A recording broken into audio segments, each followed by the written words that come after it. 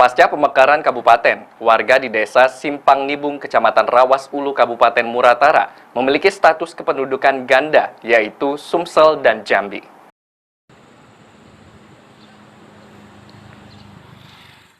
Pasca pemekaran Kabupaten Musi Rawas Utara, Muratara, warga di desa Simpang Nibung, Kecamatan Rawas Ulu, banyak hijrah menjadi warga Provinsi Jambi.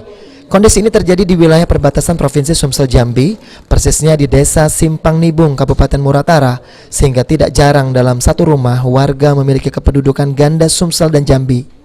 Mary Marlinda, warga perbatasan Sumsel Jambi, mengungkapkan jarak warga menuju pusat pemerintahan Kabupaten Sarolangun, Provinsi Jambi lebih dekat ketimbang Muara Beliti maupun Kecamatan Rupit, Kabupaten Muratara. Sehingga banyak warga dari desa Simpang Nibung, Simpang Telkom, Sungai Kunyit, Sungai Lanang yang pindah administrasi kependudukan dari warga Kabupaten Muratara, Provinsi Sumsel ke Kabupaten Sarolangun, Provinsi Jambi. Ya, kami di sini lah. Jadi banyak warga dari mana ke sini? Di sini campuran. Banyak pendatang. Dari Rembang, dari Lawas. Kalau kami enggak lah. Soalnya kami, Ayu kan Jambi, dekat sini ke Singkut. Kalau ngurus masalah tanah yuk balik ke Jambi berarti? Ke Jambi.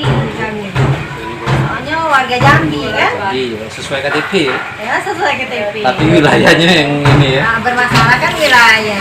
Tapi kalau warganya enggak bermasalah.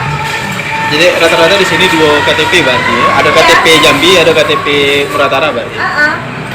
Sebelah rumah beda. Kakak Palembang, kami Jambi itu sebelahan. Satu rumah tuh beda Beda. KTP. Di sini siapa mau Jambi, siapa mau Palembang, Palembang. Kalau ada masalah di Jambi pindah ke Palembang.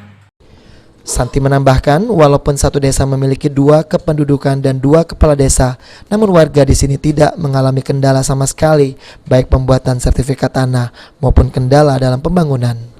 Adi Arianza, PAL TV.